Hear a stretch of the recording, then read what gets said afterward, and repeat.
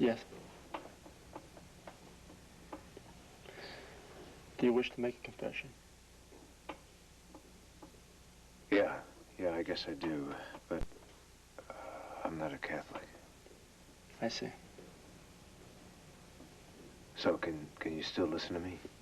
Yes, but maybe you'd like to talk to somebody else, a minister of your own faith or a family doctor, somebody you trust and know. No.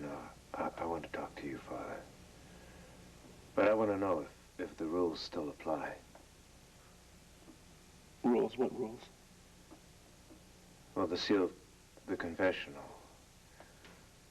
I mean, even though I'm not a Catholic, does I promise whatever you say will be kept confidential among the three of us. The three? You mean the guy upstairs, right? Yeah, the guy upstairs. This is his house, and he's a pretty good host. He's always here, and he always listens. You just have to open your heart to him. No, I don't want to talk to him. Right now, I want to talk to you. That's why I'm here.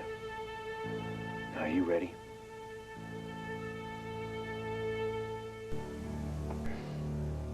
Who are you? Max Holden. Alive and kicking. Did you hear me? I told you I'm Max Holden. Yeah, I heard what you said. That's it? Yeah, that's it. Don't waste my time or God's, all right? This is a very serious place, this confessional. People come here to unburden their hearts and receive forgiveness. What do you think I'm here for? All right, that's it. Confession is over, okay? Now, wait a minute. I'm telling you the truth.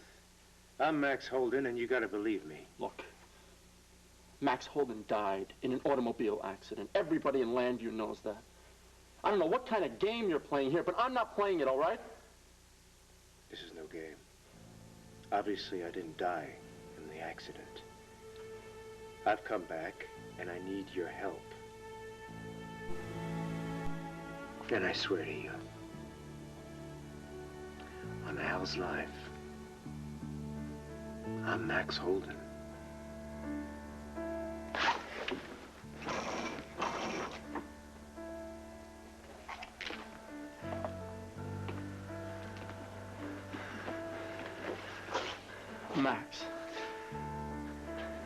Max, I mean, this is a miracle. I mean, this is a miracle. It's a miracle I don't break your jaw in 3 places. That's what it's a miracle about. Max, where have you been all this time? Haven't you seen Gabrielle struggling to deal with your death? Huh? Renouncing God? Avowing to revenge herself on the world? Didn't you happen to notice any of that? Yeah, of course I did. Of course you did.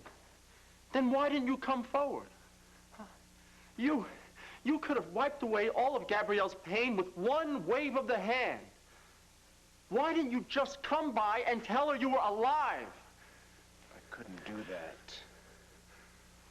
You couldn't do it. Max, that is not good enough for me. You put Gabrielle and Al and your sister Andy through living hell. And I want to know why. When Jared and Lily took me to their clinic, they didn't know who I was. And after the first operation, when I got a good look at my face, I wouldn't let anybody talk to me or see me. And what about the people you love? I went to Gabrielle. I snuck in her room. And she took one look at me and screamed in horror. Same thing happened with my son. I scared Al half to death. Yeah, but if you gave them a little time to adjust. Adjust to what? A man who looked more like a freak than anything else? And Al would probably spend half of his life in nightmares. Yeah, and Gabrielle would stand by me. But she would have done it only out of pity. No, Max, you're wrong. When you were masquerading up on that hill as the recluse, who was your only friend? Gabrielle. Now, she was drawn to you not out of pity, but because she felt somehow deep down that you were Max Holden. Maybe. No, maybe. That's the truth. Now, you tell me why you didn't reveal yourself to her then. Okay, what kind of life could I offer to her? A life in the shadows with me? Would that have been unfair to Gabrielle? Is that the kind of life and future I should have given to my son? Okay, but what about after the second operation, huh? I mean, this one, the one that gave you this face. No scars, no freak show. Why didn't you just go to Gabrielle immediately after that? I started to. I came to Landview. I was ready to reveal myself. But things were going too fast. So I decided to introduce myself as Matt Kingston, Max Holden's friend. And Gabrielle was upset just to be reminded of Max Holden.